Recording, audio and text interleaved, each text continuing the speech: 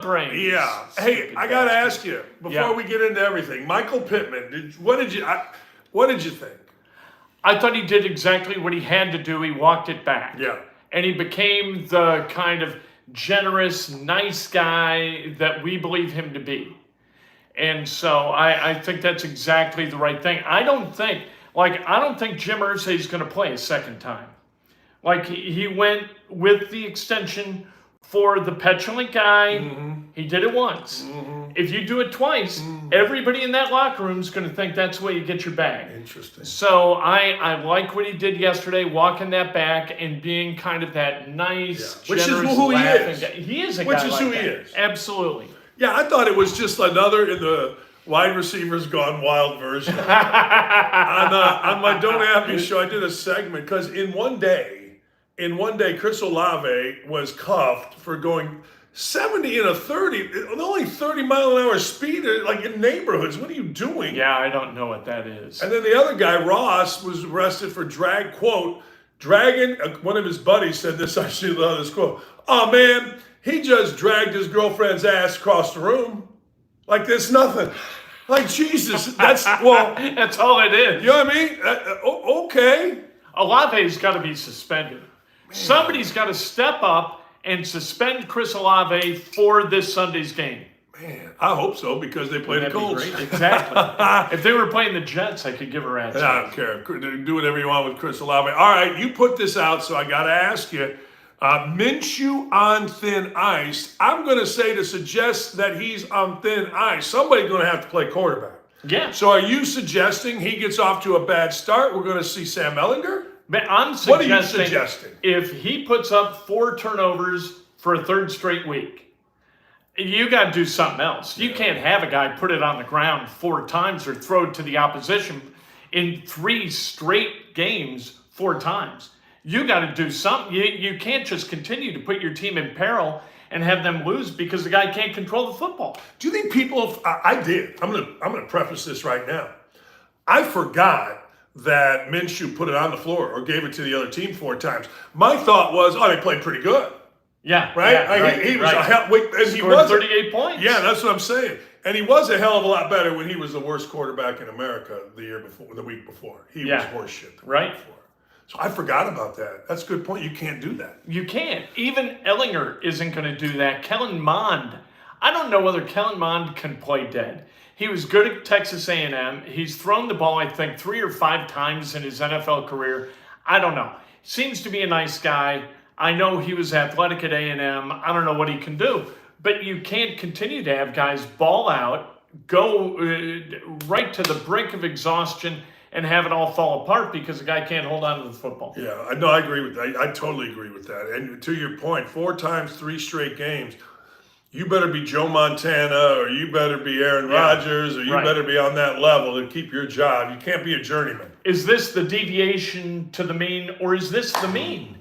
Right? And if a guy does it, if Gardner Minshew does it, to your point, that becomes the rule. That becomes the standard, and you can't have that as a there's standard. not a lot of data. Like, there's a ton of data on Aaron Rodgers. Okay, he threw an interception to end last season, but okay, he might throw 10, whatever. He's done it enough times. It is interesting because, let me go this direction with you. Everybody needs competition, unless, again, you're Rodgers or you're Brady. I mean, let's take those guys out, okay? Because they're, like, LeBron James doesn't need anybody to compete for his job. Right. All right. But a guy like Minshew, it wouldn't kill you to let him know, wait a second here, son, don't get too comfortable. Yeah. Because don't keep showing us why you're a backup your whole career. You need to show us why you should be a starter. And all he's done, really, if you were going to take this body of work, all he's done is show you why he's a backup. As a starter, he's 8-16 coming into this year. Yeah, but I would say more his play has shown you. One thing about NFL starters, and this is what I want to get into with Derek Carr. NFL starters, real starters, for the most part, are pretty consistent. Like they're not 4 turnovers 3 games in a row. And I'm not talking about the greats. I know Kirk Cousins is probably the guy that's most inconsistent. But really, even Lamar Jackson's quote, bad games are better than a backup's bad games. When a backup has a bad game, they're like at undrafted free agent level bad games. Yeah. And that's where, if I'm coaching, I'm like, look, dude, you're showing us why you're a freaking backup. Now, that shit ain't washing. Right. And you're going to go be a backup to that guy right there unless your head doesn't firmly get out of your ass and hang on to the football and throw it to the right people. You should have that talk with him. That would be a good talk for somebody to have with Gardner Minshew. Oh, he would listen. You kidding me? Yeah. Yeah. Sure. Yeah. No, we do have the SAD out, Sean Black. The SAD is out over the Browns. We've moved on. It's 24-hour rule. We're ballers. That's right. We've moved on. We have moved on. But we haven't necessarily moved on from the replay debate that keeps coming up. And I think that the people who want to expand replay, Jim Irsay, Pat McAfee included, are out of their minds. This is a human being problem. You solve this in a human being way. Here's my thing. I've told you this, and people call me racist or sexist or whatever, but talk to Mark Bolts, 26-year NFL official who was involved in all of this, and he'll tell you the NFL went younger, the NFL went diverse, women included, and they got rid of experience. The average NFL guy has less than 10 years experience. 37% have less than 5 years experience. You got to the NFL now with 10 years of total experience as opposed to 25 years of total experience working in colleges and working in the Big Ten and doing on. So the officiating, to your point, the people problem is bad. I'm actually on both sides of this. I'll tell you what, if we're going to be stuck and you're not going to fix the people problem, just review everything. I don't give a shit. Like Jimmy Irsay's point about nobody is going to try to fix the people problem. Diversity and young is in there. It ain't that's like, me asking for a head of hair.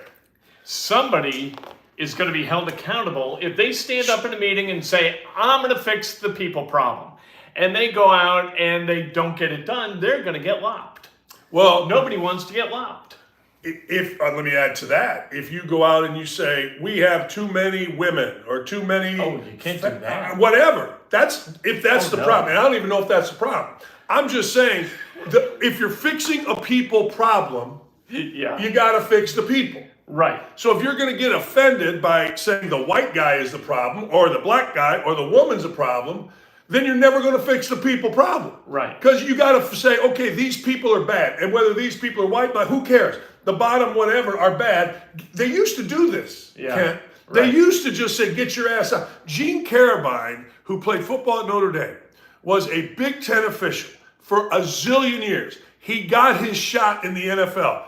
Second or first year, made a call against Tom Landry. Tom Landry had his ass out of the league the next year. And he became the number one guy for replay in the Big Ten, Mr. Carabine.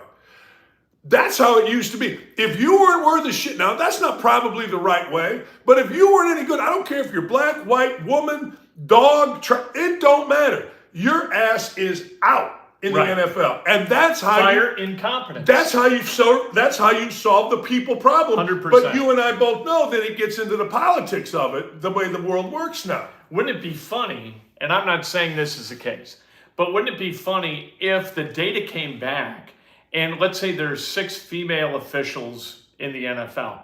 They were all at the bottom. And you're like, we have discovered that having women as referees is actually degrading our product, and so we're just not going to do that anymore. That'd be the funniest thing ever. What a crazy moment that'd be. You'd have half the world stand up and cheer like hell, and the other half throw shit at you. Yeah. It'd be awesome. And both sides posturing. Yeah. I mean, if we're, this show, we keep it honest here. John Adams, the late John Adams, great dude, told me, he goes, Dan, there's 9 women officiating Division I basketball, and 8 of them shouldn't be 8 of them should not be refereeing 7th grade girls basketball. I don't doubt that. That's exactly what he told me. Sitting at Wolfie's on a Friday afternoon. He said, one's pretty good. He said, one's pretty good. Yeah. He goes, the other 8, god-awful. And he was the director of officiating. There's nobody allowed, God rest his soul, but nobody knew better. And you're not allowed, I guess we're allowed to say it on this show, but let's just, if you're going to solve the people problem, you're going to offend people. So if you're not going to solve the people problem, why do you limit what you're actually going to look at, particularly in the last 2 minutes? Right. That's why I say I'm on both sides of this. You're not fixed. Nobody's going to say what you just. There could be the worst 10 officials are all women. There ain't nobody cutting the worst 10 officials, and I don't understand why not. I don't. I'm dumb. I don't understand. And they do. There's a meritocracy, or there should be a meritocracy in evaluating that level of work. And it bears mention that the guy who made the 2 awful calls, he's a white dude. Yeah. And so he's got to go if he's no good. He's got to go. Yeah. He's a Latino woman, got to go. Yeah. A Jewish, African American, got to go. African, got to go. That's it. Over. That's it. And nobody can say, we all talk about we didn't get opportunity. No, you got opportunity. You were just bad. You're just bad at it. Do something else. And that's the world we live in. I have a friend. He's African American. I go to lunch with him about one. He never likes to have his name mentioned on social media, but he always says to me, he goes, "Hey, you know what, man?" He goes, "You know what? My people." He's black. He goes, "My people are going to understand with coaching.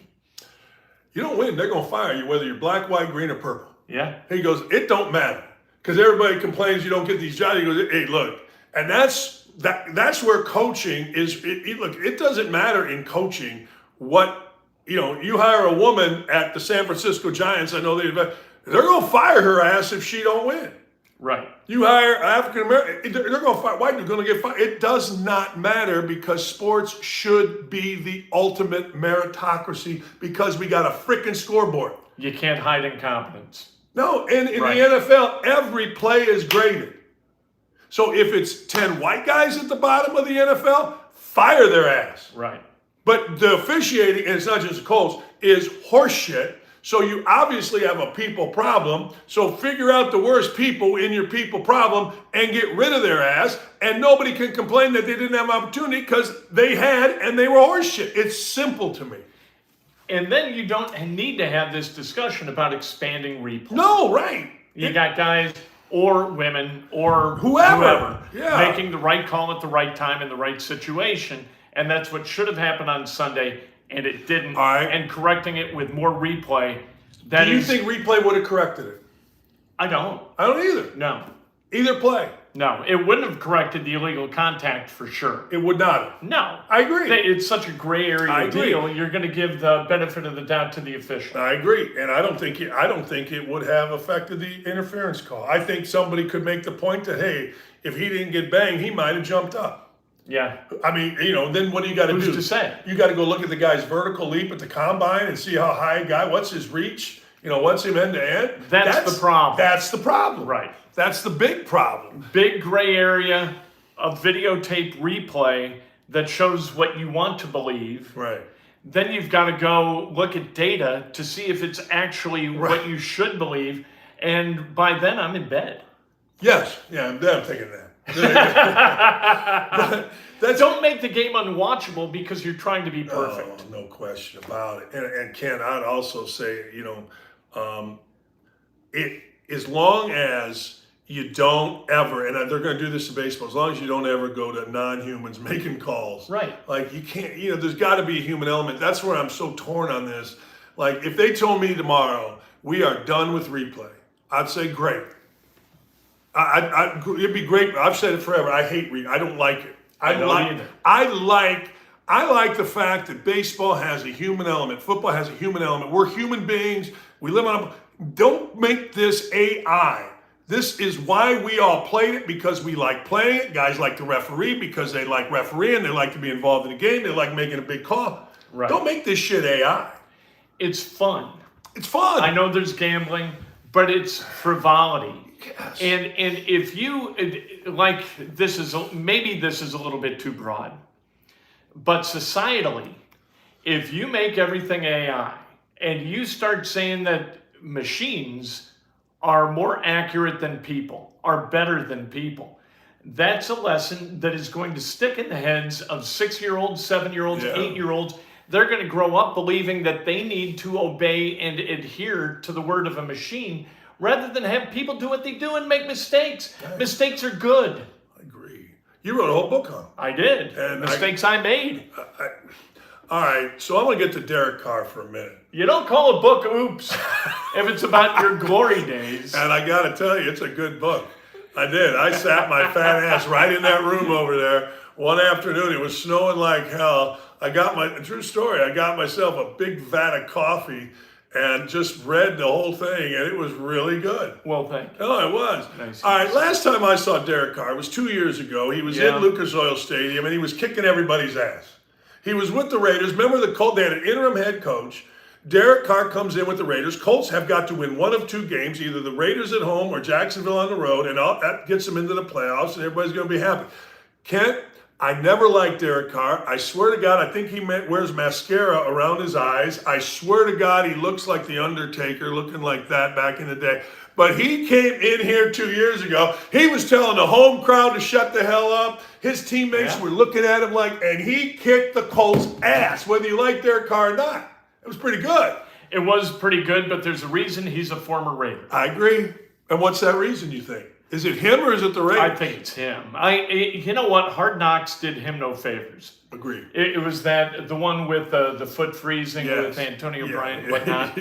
And he's sitting by the pool holding court, and I thought, what a chump this guy. I would never want to block for him ever in my life.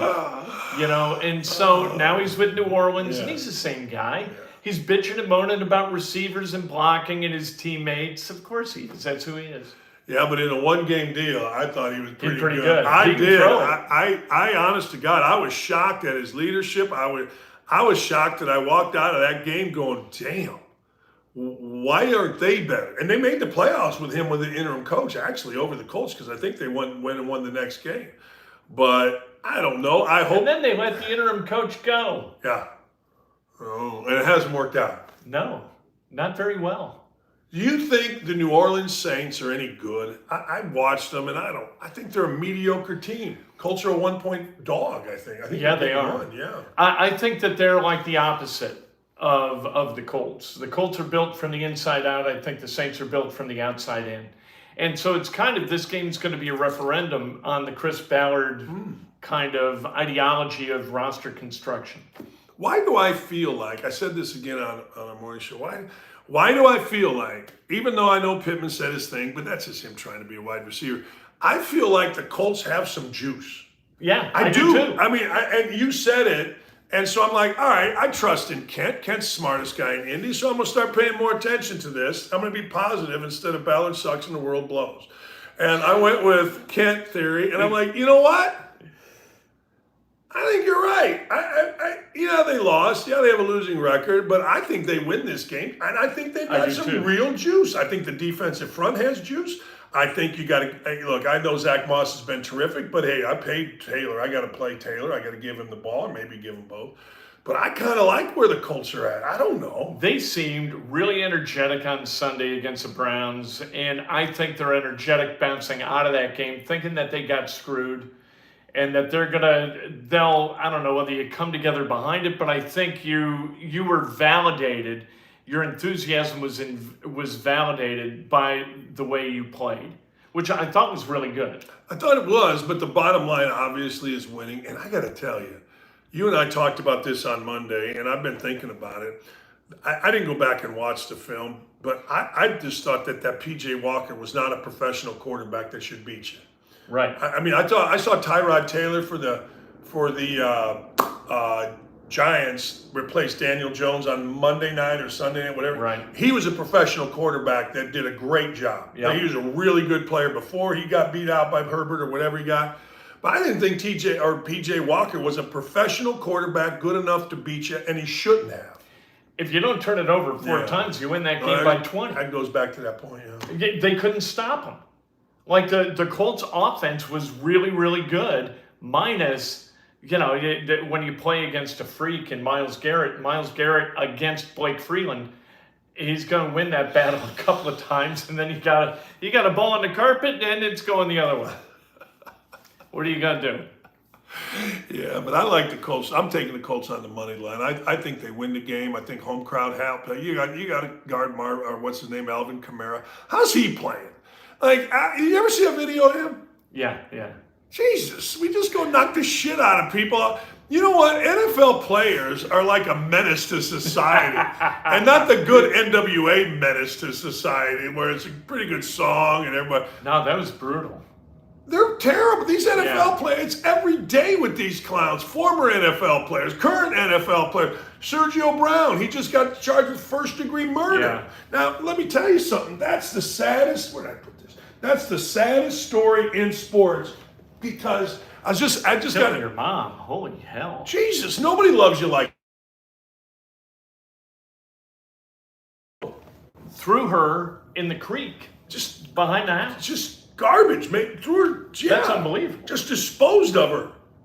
And then he went out and made videos in Mexico, like, and you know, you'll see the guy, he looks terrible. I mean, he looks like he's drugged up, but it's just a terrible story. But I swear to God, Kent, if I open it up, that's why I wanted to grab this.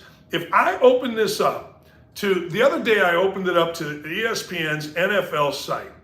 Yeah. And it was the first four things were, well, now they're not. One's, I don't want to get into Sean Watson. Yeah, now they're not. One guy's denied release in a murder case. That's him. But everybody else, and it isn't. But the NFL players are a freaking menace, period. Man. 70 and a 30, we were joking about it before, but 70 and a 30, I don't know what time of day it was, but they're kids. It was night. Was it? It wasn't late night. Like, you still got people walking around, you know, kind of. Henry Ruggs is in jail, lost his career with the rape because he decided to do that on a busy street in Vegas and kill somebody. Well, he was going 146. That's a little quick. Like, I go 110, I start to get the shakes. Do you go 110? I did twice. I did driving an Indy 500 pace car on 465. I was like, hell with it, let's see. I went 110 and I was like, hey, that's fast enough. I'm not processing all the information at like a safe level. But 70 and a 30, I mean, you got enough people getting killed. I had a guy killed in Indianapolis, I think last night on the east side, a pedestrian. All right. Yeah. Well, people not paying attention, people going too fast. Olave's brother's quote was, dude just coming back from CVS, ain't no thing. Ain't one thing.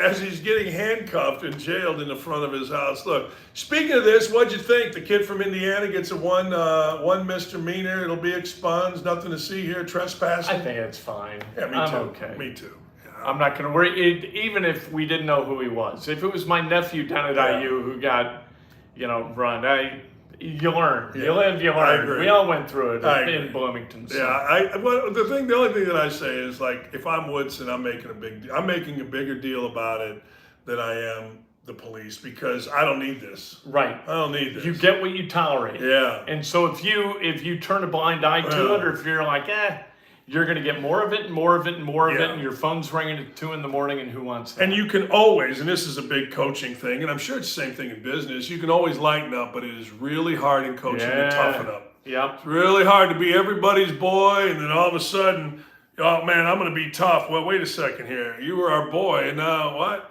So coming in as a jackass, unless it's in a relationship with a woman, is always a good thing, Kent. That's absolutely true. And it sets... And that's true. I had a professor at IU, a Spanish professor, who was like insanely ill-tempered in the first week. And then the next Monday, there were about 16 of us left. 10 had dropped it. And he goes, well, we got rid of the people who didn't want to be here. That's perfect. And he was the coolest guy ever for the rest of this semester. That, I was like, I'm going to remember that. That is a great lesson. Urban at Bowling Green had Black Tuesday, where he was trying to change a culture, and he was getting there, but not really. So he told his GAs, get out the mats, which is this mat drill where it's so brutal, everybody just fights, and whoever gets off the mat has to do. And he goes, get buckets, and they had big buckets of garbage bins, big garbage bins, and a lot of guys quit. One guy choked him, I think. That's how I heard. Kid from Kokomo. I never asked him. Urban? Mm-hmm. Ooh. Well, so he's got to go. So he left. But the players that stayed and had, great success over the next 2 years still talked about it like it was the greatest thing ever. They didn't talk about it like it was the greatest thing ever during it. Right. And certainly the day after. but they talked about the greatest thing ever. Adversity sucks in the moment, and then we appreciate it down the road. Can I tell you about Bob Knight's birthday? And Yeah. Ken, hey, if you're an Indiana fan, just pop up a message here. Yeah, I've encouraged the Colts, Dockets, the Georgia Stoppers. Thank you. But anyway, so Coach Knight's birthday. Yeah. I'm a freshman. Nobody's told me nothing. All I know is whatever day it was, 25th, 26th, 24th, I'm just trying to get through practice. Practice started October 15th. Kent, the practice is over. And usually what you did was you went in, coach talked to you, and then everybody went back out and did extra work. You got with the coach, you shot jumpers, you ball handled, you did whatever. Okay. Well, this time nobody's really moving. And Whitman and Kitch are like, come on, fellas. And we go walking out there.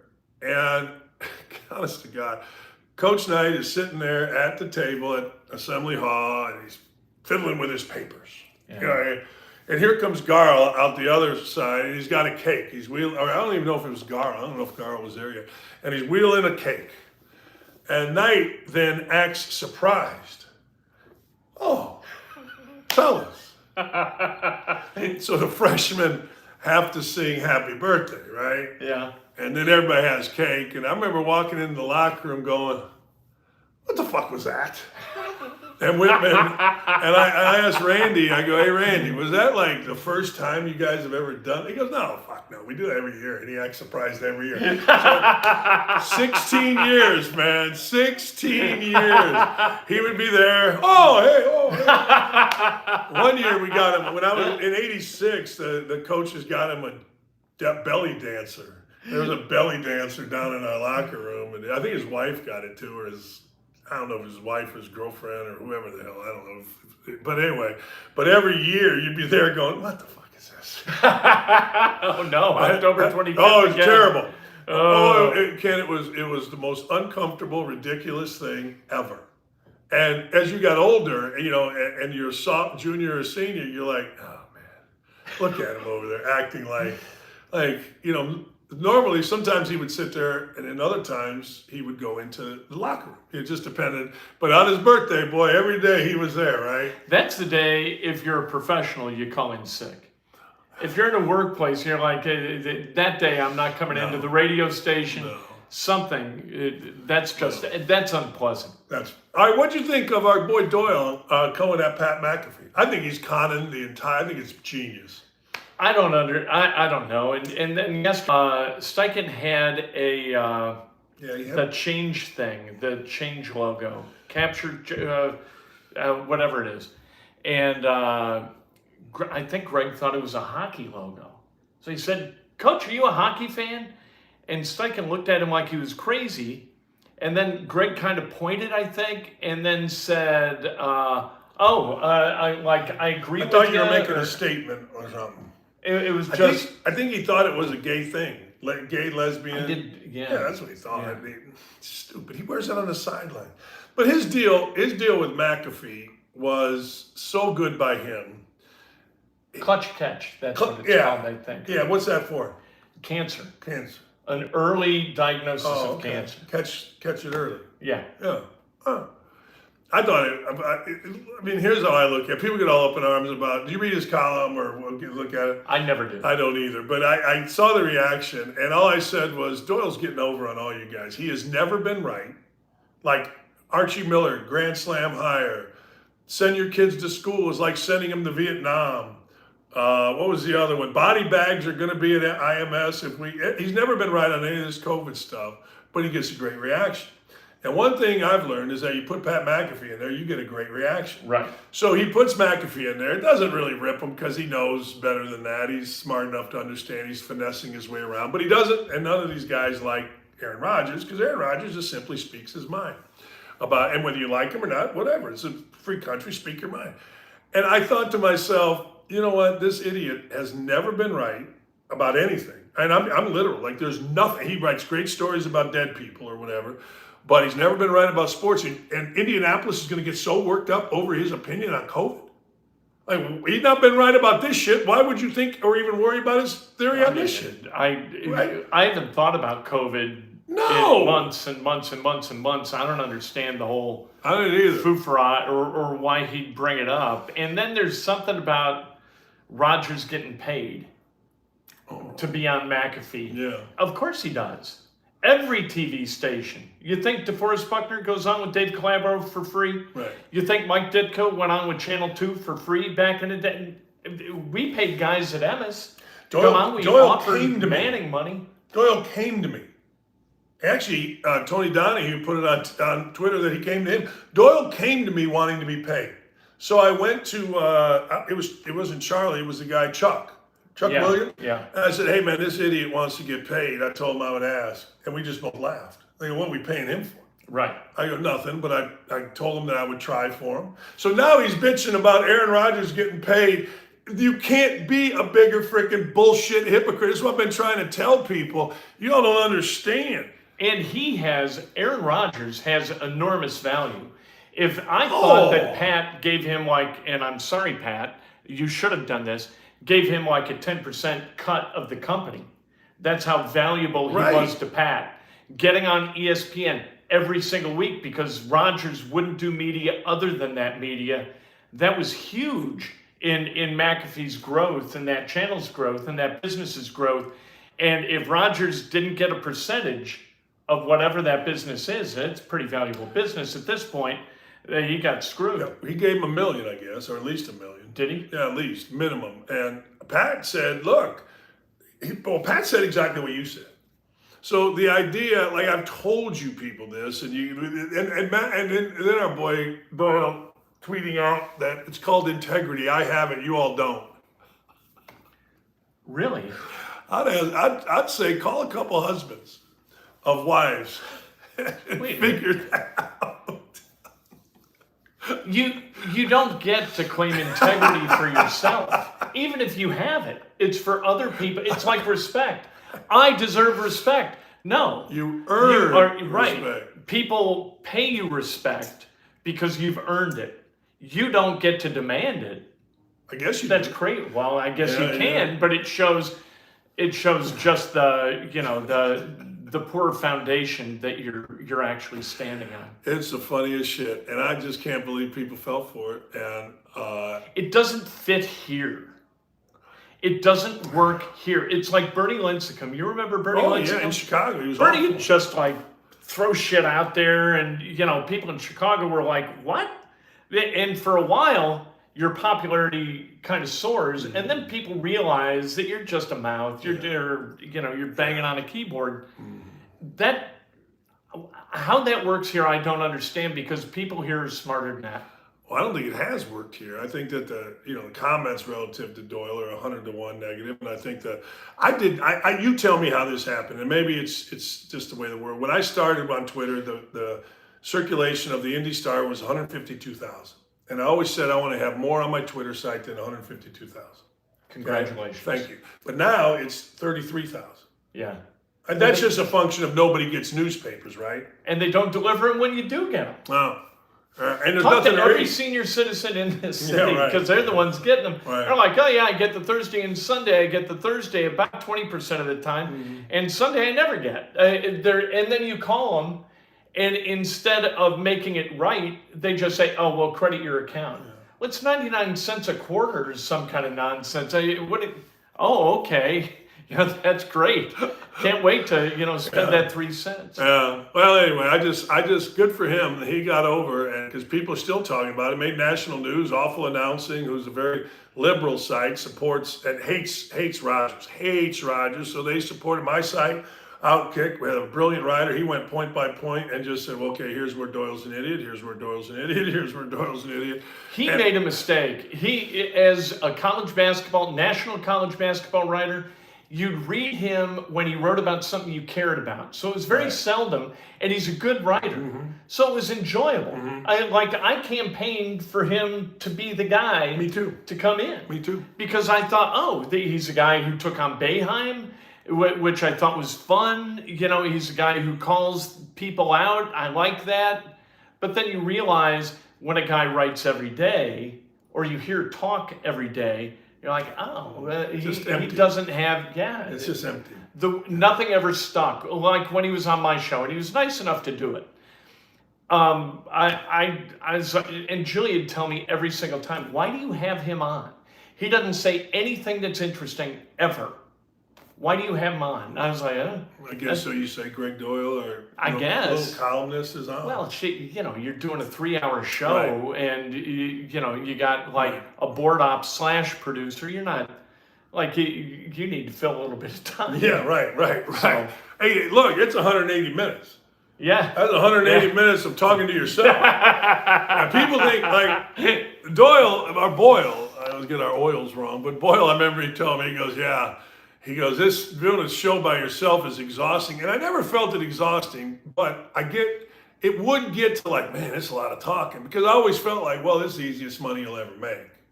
Yeah. Like digging ditches. I always equated to stupid stuff like, man, I'm glad I hated working retail 8 hours. I hated working at the athlete. I worked for 4 hours. That was pretty good.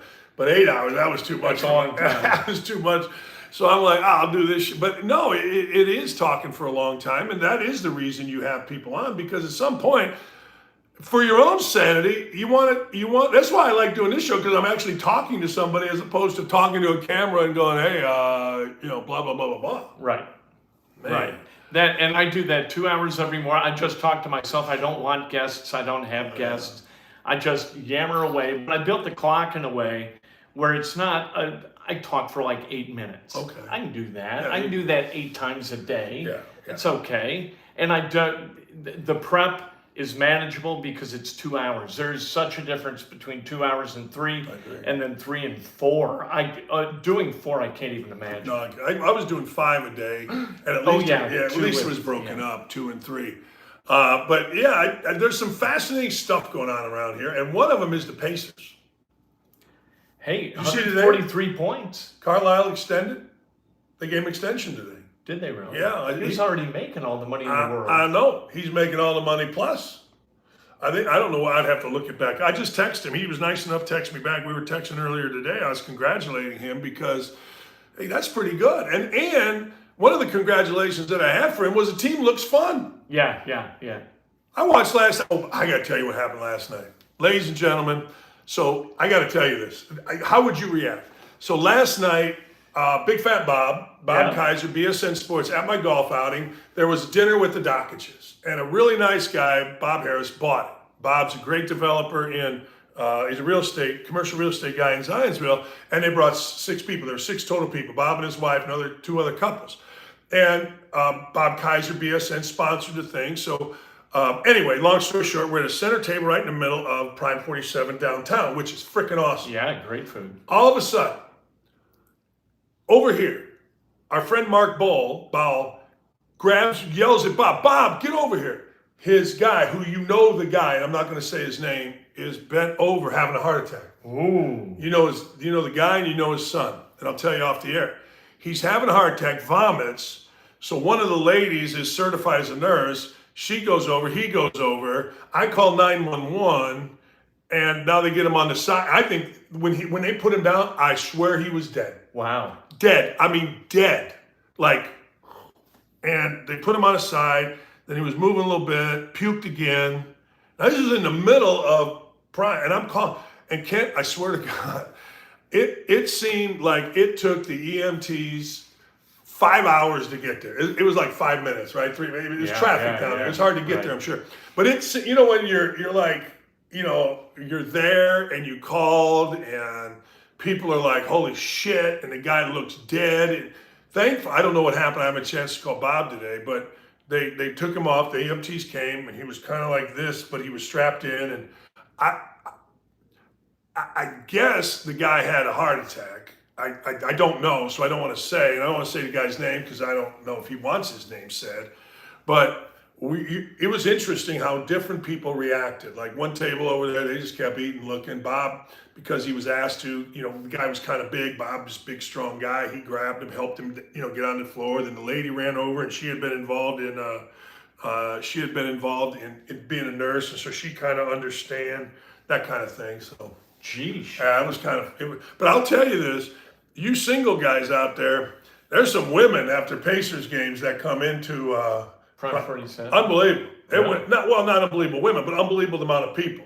And Miles Turner came in. There's some big old ladies, and I don't know if it was the WNBA gals or what, but there was some big old ladies in there. And there was some ladies that were looking They were looking to do, I don't know, I shouldn't say that based on how they were dressed, but the ladies were dressed.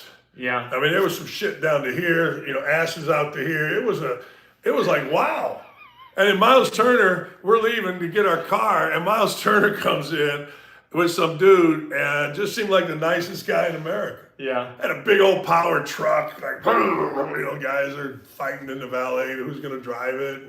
But somebody was getting laid last night, Ken. I'm just telling you, man. I'm just telling you.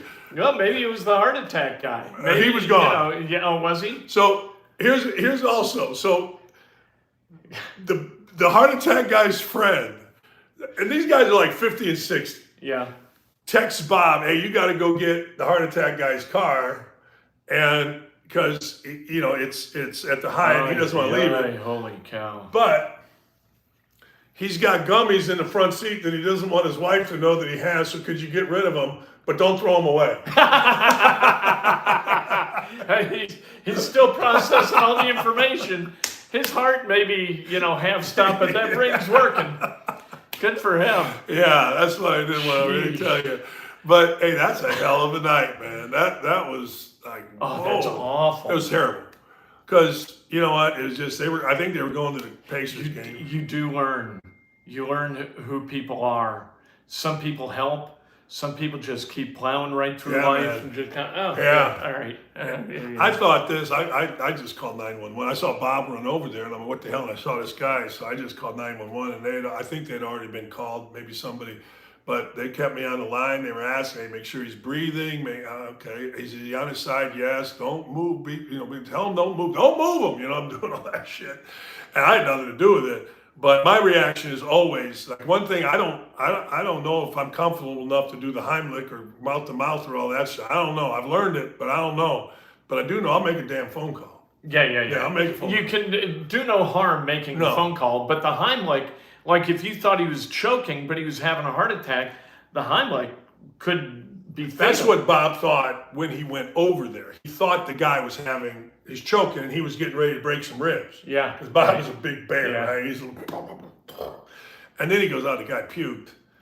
So, but I'll give Prime 47 this. Remember when you were in like grade school and somebody puked? You remember the smell? Yeah, they and the salt stuff on sawdust. Yeah. There was no smell in that place. Really? None. I didn't know he puked until the lady and Bob came back to the table.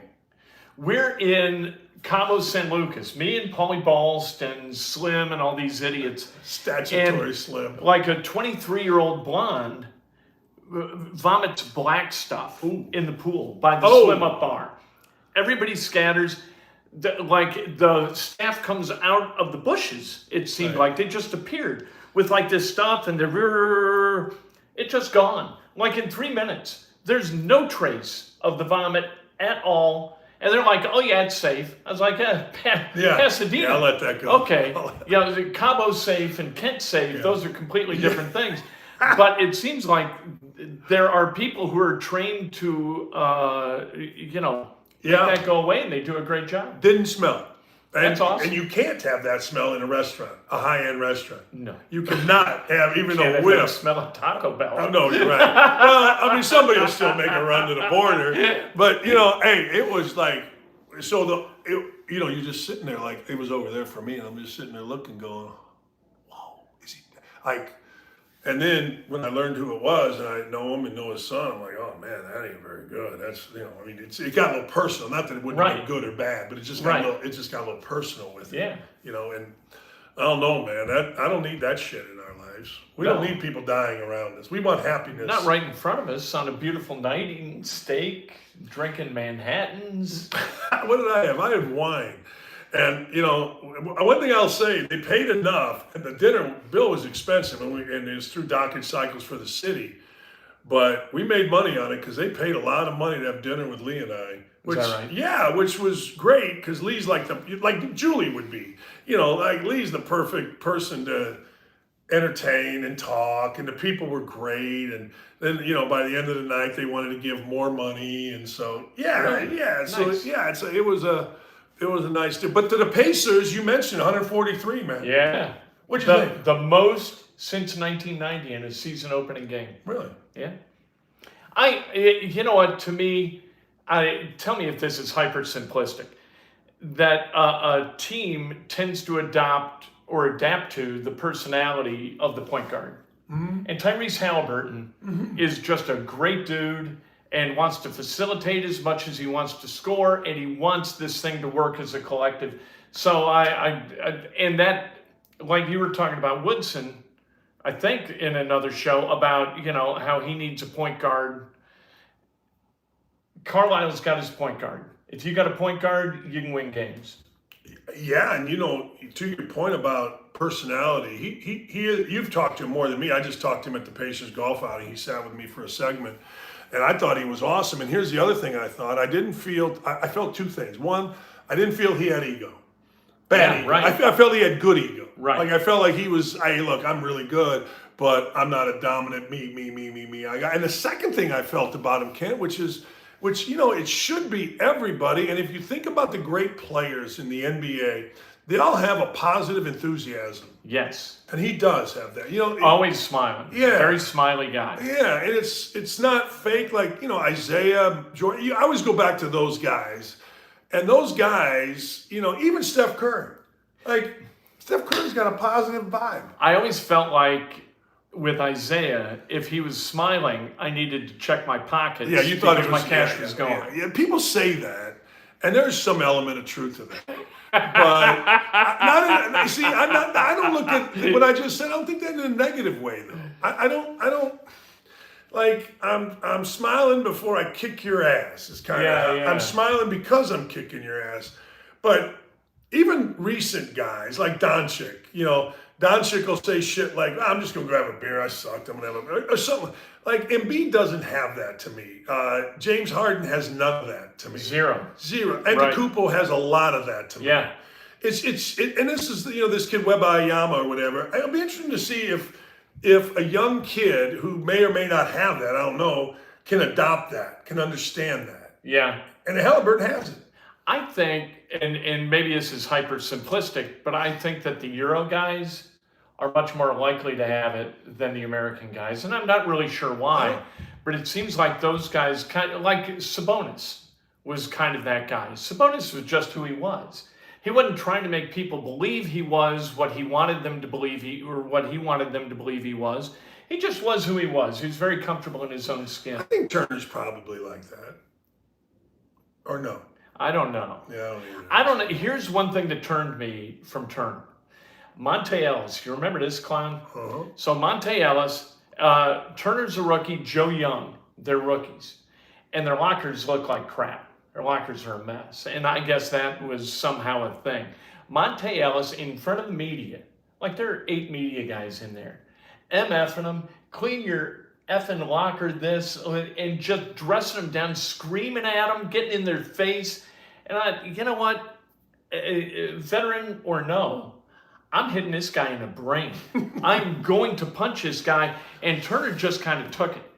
And I lost a lot of respect for him through that. And Joe Young was kind of a knucklehead, so that was okay. But Turner, I thought, should have had more to him. Like, how far can he get pushed by this idiot who's doing nothing but trying to push him and trying to make him look weak in front of the media? I wouldn't have had it. I'm not saying you're wrong. And I don't know. I mean, what do you got to do in front of the media? You going to punch a guy, for God's sake? You're punching right in the brain. I would have punched him in the brain. Front brain, left, back brain. Lobes? Where are we going? What lobe are we going with here? Monte Ellis was not my favorite human being. Monte Ellis is on the pantheon of that Morris linebacker guy. Antonio Morrison. And Laron Landry. Yeah. Of some of the, but I don't know. I didn't see what Miles Turner did last night. I just assumed everybody. I know that Halliburton had 20, Brown had 20. It's like 12 and 8, 3 blocks. Yeah, he needs. I'll keep saying it. He needs to go on the block. But I was watching the Pacers at the restaurant, and I thought the Pacers, and I told this to Carlisle, looked like a really fun team.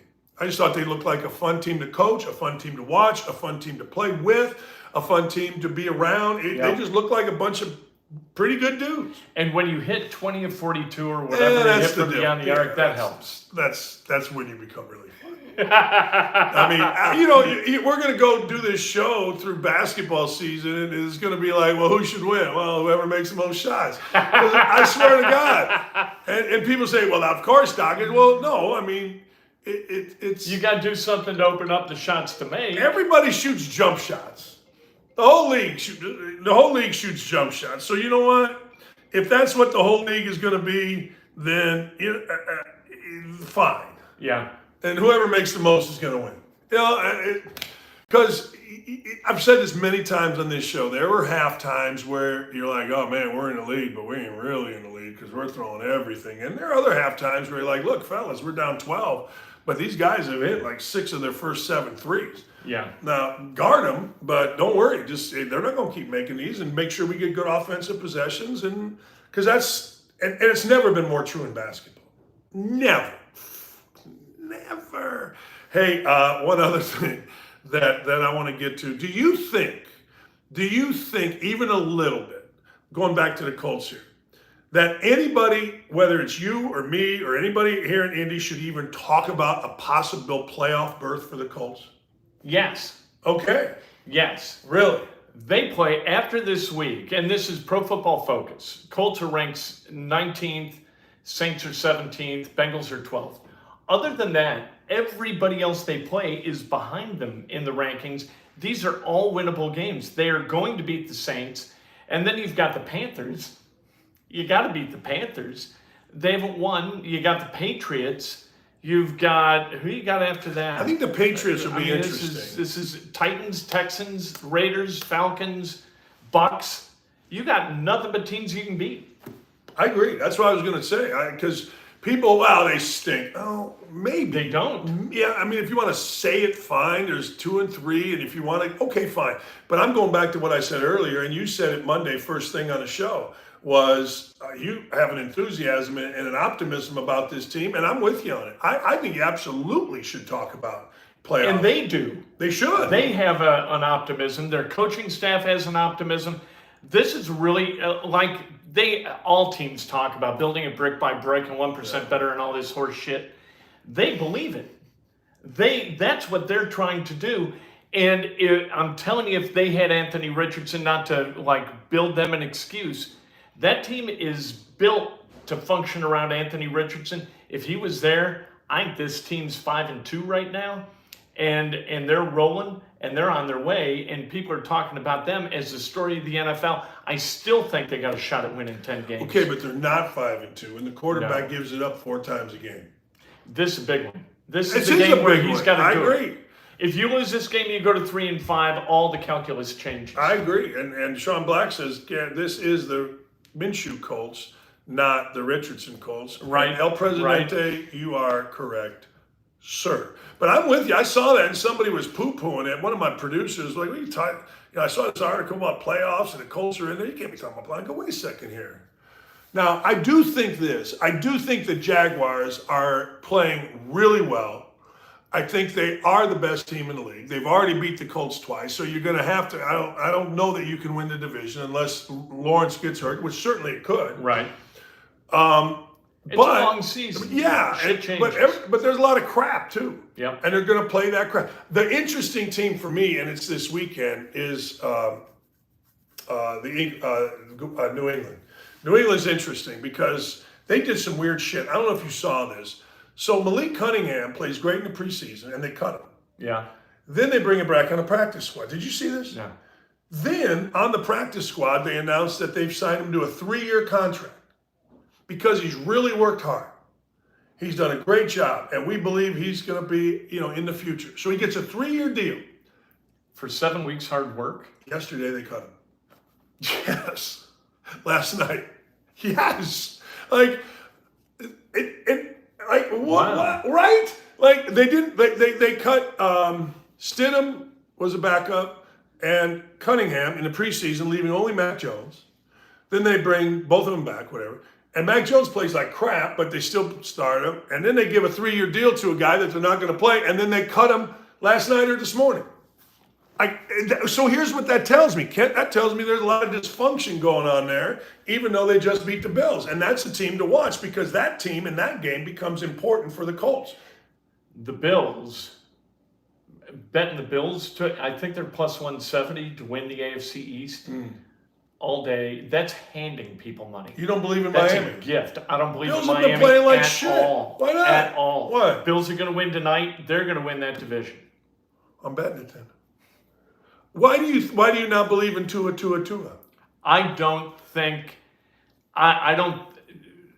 That's a good question. I don't know. You started with "I think," and then you slowly morphed into nodding your head. I don't think that it's sustainable for 17 weeks To do with what? that group to win that division. I think they've gotten off to a good start. I think they're going to be the poster child for that group of teams that gets off to a hot start and then fades down the stretch, like we were talking about the Jaguars if Lawrence gets hurt. The Bills, I think they're a team that's going to get it right, and they're going to roll through the second half of the season. I think they're going to win that division, and the Dolphins won't. Empirical data, I do not have. Miami is a game up right now. Yeah. I'm just looking at this as we speak because I will not lie to you. I have no idea. They have New England. Three of their next three are at home. New England and Kansas City and Vegas. They've got the Jets, Washington, Tennessee, Jets again, Dallas at Baltimore, and then Buffalo will be the game that decides. There you go. So I'm assuming basically Buffalo has the exact same schedule, right? I mean, pretty Close. much. Yeah, I mean, it'll be close. Buffalo, I always look at road games. They got to go to Cincinnati. Oh, boy. Yeah, they go. Oh, to Kansas City, boy. don't They got to go to Cincinnati, Philadelphia, Kansas City, the Chargers, and Miami. Cakewalk. I'm going to have to reassess my gift. You can't, like, it's not You gifting brought money. this to the table on the greatest show on radio, TV, whatever the hell this is. All right, I stand by it. I Don't still think stand it's by a it gift. out of headstrongness. All right, I am weakening. Hey, I'm not going to lie to you. That's a That's bitch a of a tough schedule, man. That's tough. That's tough. That is really tough. They've already lost to the Jets, the Jacksonville at home. Now I'm going to have to bet it because I've got to stand up. I've got to invest in my gut, in my feel, and if I don't, then that's complete weak sauce.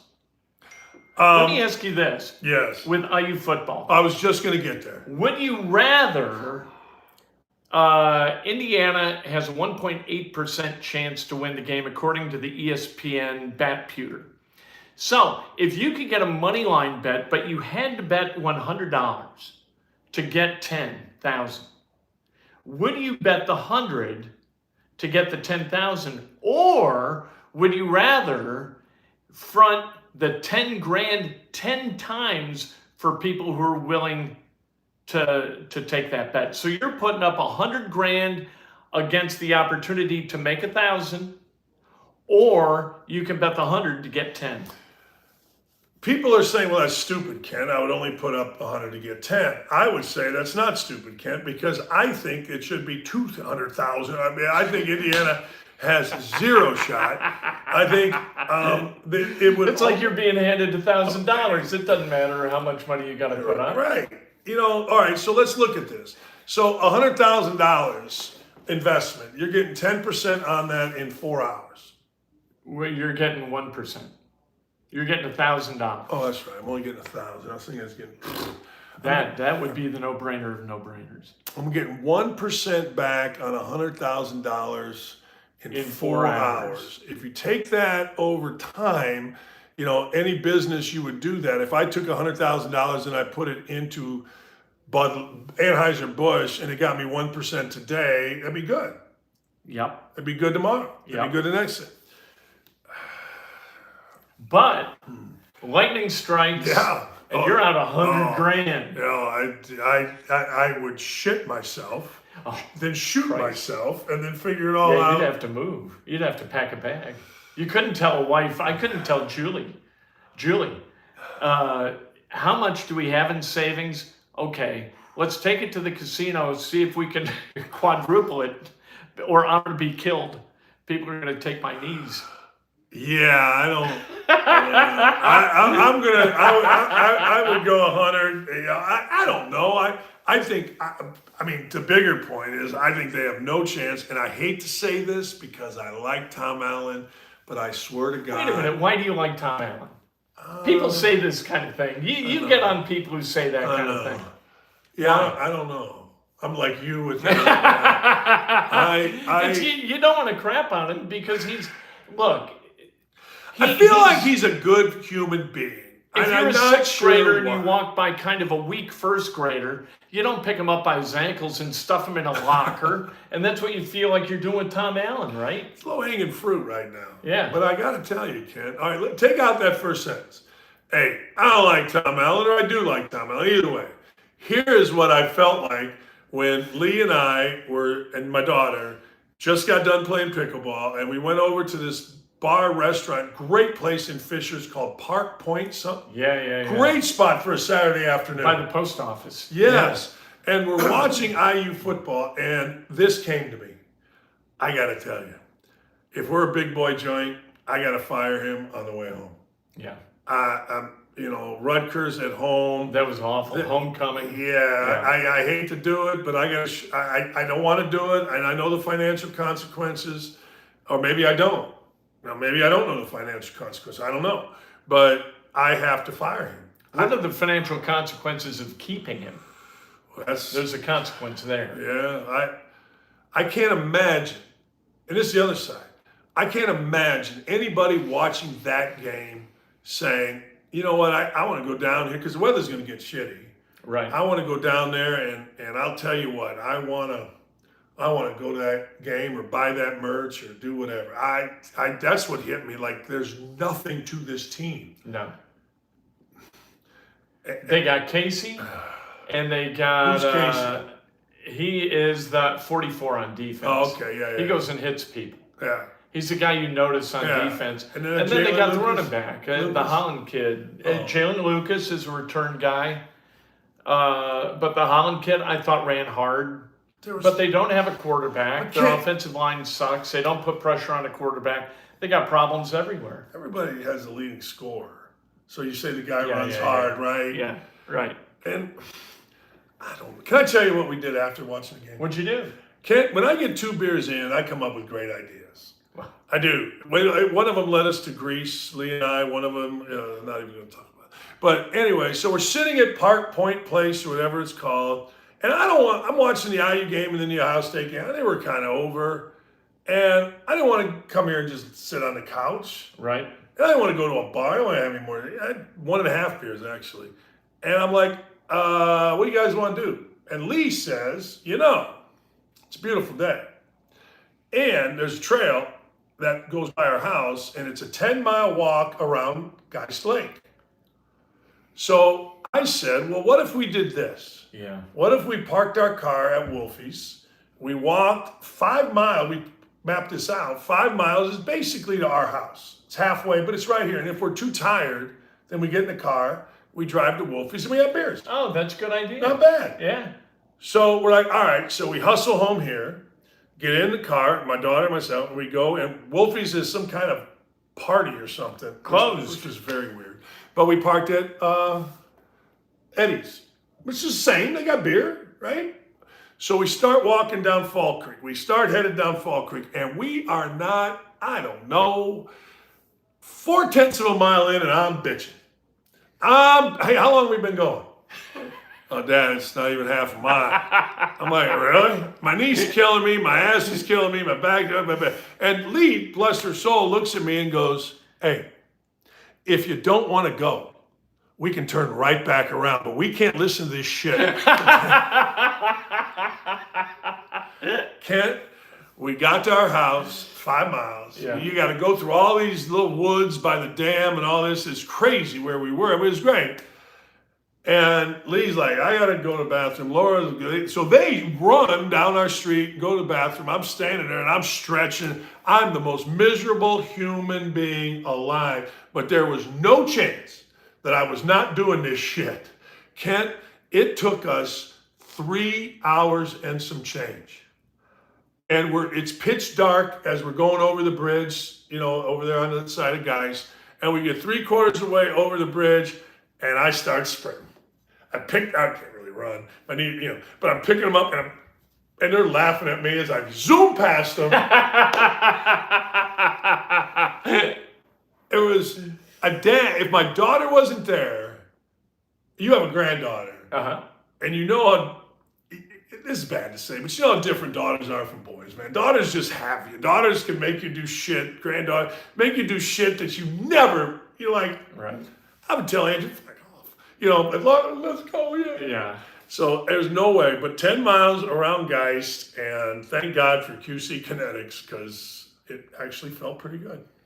Good for you. 10 miles. That's too many. That's too nine many and a for half me. too many. Yeah, just about. Give me a half mile. Yeah, I can ride a bike around the lake. Sure. But I have no interest in going that slowly for that long a period of time. And listening to me just bitch. Let me ask you this. Yeah. So Saturday, I'm like, Julie, let's go to the racetrack. Let's go to Hoosier Park. Oh. And we'll bet the harness racing. How about that? And Julie said, sure. So we get there and it's like 2 minutes to the post for the first race. I said, okay, who do you think? And she said, number 3. I said, great, there were 6 horses running. So I put 20 in, I say 20 to win, and I hit 6. And I hit print. And she goes, you hit 6. I said, what? I hit 6. I did. I hit 6. I said, I think it's divine intervention. 6 was the long shot. Yeah. 20 to 1. Oh. 3 to 1. 3 was 3 to 1, I think. And I was like, this is our ticket. God directed my finger to 6. Who do you think won? I would say 3. 3. Yeah. 3 won and paid on our 20 would have paid $68. Yeah. How about that for being an idiot? Yeah. You think you get to live that down and enjoy a single moment the rest of the night? And that's the No first race. We're there 5 minutes. I've screwed the whole thing up. But I I've liked killed what the you night. did. You invoked divine intervention and God into a race that I'm sure God really cared about, and I'm sure he divinely intervened, and he did divinely intervene, and he told you, look, dumbass. Always listen to your wife. Listen to your wife. Shut your mind. Isn't that amazing, though? And she probably is like, you were so proud. You went and made the bet. You were listening to your wife. She said a number. And let her pick. Yeah, it's not even a debate. I went off the board. 6. Do you think there was something in the back of your mind that didn't really want to go with number 3 and you really wanted to go with number 6? Yeah, I wanted to bet the long shot. I figured. What's the point? Like we're there to make money. I'm not there to like hit a 6 to 5. You know, well, you do make money hitting 6 to 5, and you do lose money if you lose that $20. I'm just saying. I'm not saying it's but right. I don't know anything about the race. I may as well bet the long shot because what the hell do I know? I'm not like Jed Clampett saying, yeah, the 4 horse is going to win. You remember that Beverly Hillbillies? And Granny is in the salty ride. And Granny was old, man. She was old. Curtis said, you can't cancel a bet. That's playing with fire. That's playing with karmetic fire. Yeah, I knew there was. Couldn't do it. No, you can't do it. Because you got to go. Either way, you were fucked. Let's be honest. If I'd have won, I'd never lived it down. No, I'm saying if you'd have changed the bet and 6-1, you'd have been like, oh man. I'd have been salty. Yeah, and that would have gone against, in your opinion, God.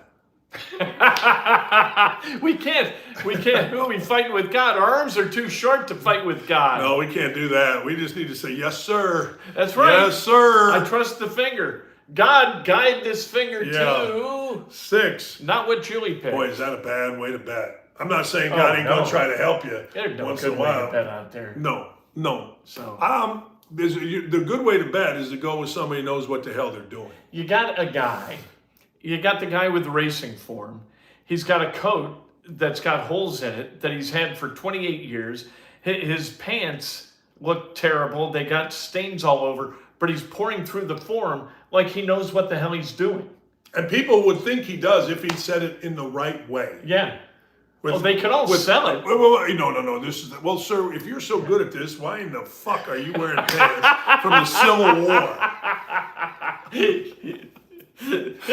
And betting with like tattered singles. Yeah. You know. I mean, you'd be up in a penthouse, and yeah. I mean, I don't know, maybe.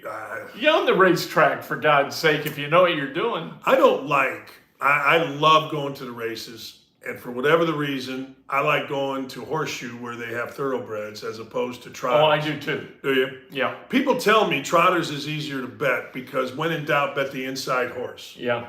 And maybe that's true. But I like watching thoroughbreds run. And I like going down on the rail. I don't mind. I mean, I've sat everywhere. You know, you sit inside, maybe have lunch and behind a thing, or you sit out. I like sitting on I like the power of these freaking horses. Yeah. Like the freaking just bam. I used to love going to Churchill Downs, and my dad did too, and Mom. So we'd go as a family. It was like a family outing, going to the Churchill Downs and betting horses. Anybody get pissed? Your dad get pissed, or was he pretty good? He did not like losing. He really enjoyed winning.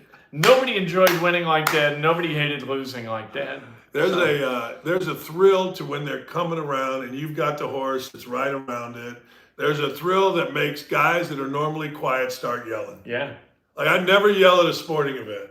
Like that's it. That's the most you get out of me at a Cubs game or anything. But when they're coming around, let's go! Come on!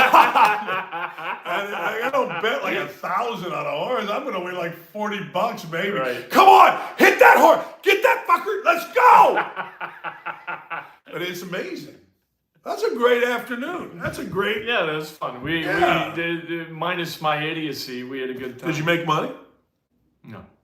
We lost, I think, about $70 overall. We went to the slots. Julie played electronic blackjack, which is great because she bets off the card. Like there's no, she'll stick on 14 against a 10. Did that twice. I was like, wait, what are you doing? She can't play with other people. Yeah. No, down cards from her, they would lose their minds. Yes. Yeah, she bets her gut. They would leave. Oh, yeah. You're ruined them to death. Yeah. She'd be alone at the table very quickly. Yeah, like all these people that you're ruining the deck for are freaking geniuses, right? And they don't, they don't thank you when you win them a hand. Right. You know, I took the 10 so you could get the 5. That doesn't come up very often. You hit 16 when the dealer's got a 2 showing. Yeah. You're gonna make a lot of enemies. I mean, because somebody's gonna lose. Yeah, somebody might win, but somebody's gonna lose. Right, and the guy that won ain't thanking you. You're right. And the guy who won thinks he's the genius. Right, and the guy who's texting. I got too many. That's awesome. I got too many people. You're a popular human being. No. What else? We got anything else? That's it. We'll be back Monday to talk about the Colts win. We're both taking the Colts. Let's go and subscribe for a chance to win that Jonathan Taylor autographed jersey. Let's go. Win things.